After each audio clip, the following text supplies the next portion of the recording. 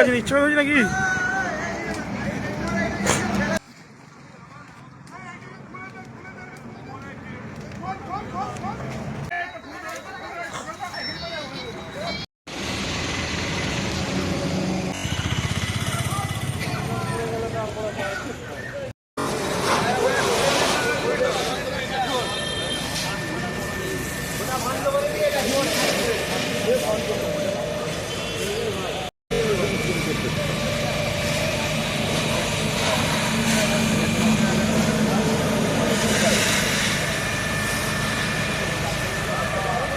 দেখুন, ব্যাপারটা হচ্ছে যে প্রথম কথা, খেটে খাওয়া মানুষরা তারা একটা ছোট ব্যবসা করে এখানে তাদের নিজেদের পেট চালানোর একটা রুটি রুজি করে। সেই জায়গায় বারবার বাগনানের বুকে, বিশেষ করে এই লাইব্রেরি মোড়ের বুকে কখনো এদিকে কখনো ওদিকে যে আগুন ধরে যাচ্ছে, সত্যিই যারা ব্যবসা করে আমরা খুব আতঙ্কিত, প্রত্যেকেই আতঙ্কিত যে আজকে হয়তো একটা ছোট্ট ব্যবসা নিয়ে নিজের রুটি রুজি করার জন্য কিছু পুঁজি নিয়ে নামবো, খুব আতঙ্কিত হয়ে যায়। আমার মনে হয় সঠিক এখানে একটা অন্তত দমকল যেমন আছে উলুবেড়িয়াতে সামনাসামনি, সেটাও ভালো। আর আমাদের যারা ব্যবসা করে তাদেরও একটা নিজস্ব দায়িত্ব থাকা উচিত। রাত্রিবেলা অন্তত যদি একটা কোথাও গার্ডের ব্যবস্থা করা যায় সেক্ষেত্রে মনে হয় সুবিধে।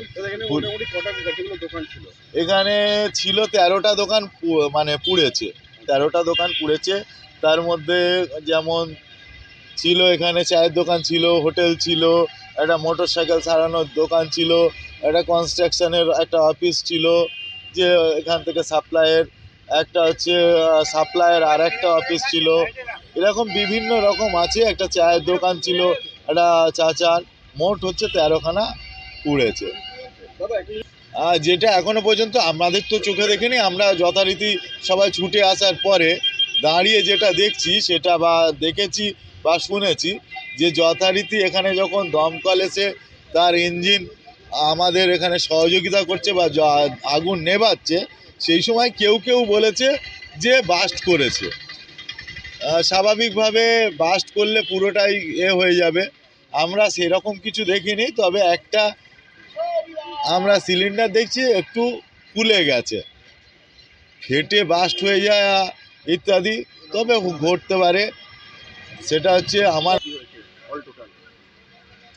আমাদের যা হিসেব মতো আমরা তাই হিসেব করছিলাম, নিয়ার অ্যাবাউট এই রোজা মাস চলছে, বিভিন্ন রকম আরও অনেক কিছু কাগজপত্র গেছে, নিয়ার অ্যাবাউট 12 লক্ষ থেকে টাকার মতো গেছে। কারণ কিছু ক্যাশ ছিল যেগুলো সবাই রেখে দিয়ে চলে যায়। একটা দোকানে ছিল 1 লাখ টাকা, অফিসে 1 লাখ টাকা ছিল, এই দোকানে একটা চপের দোকান একটা ছিল, তার দোকানে লক্ষ্মীর ভাঁড়ে একটা সব অনেকটা টাকাই ছিল। এরকম 1,12,00,000 টাকার মতো বিভিন্ন, একটা মোটর সাইকেল গেছে, তার সঙ্গে সঙ্গে টোটাল হচ্ছে তার যে সমস্ত সেট আপ আছে সেই পুরো সেট আপ চলে গেছে, তারও অনেক ক্ষতি হয়েছে। শেখ শফিকুল ইসলাম।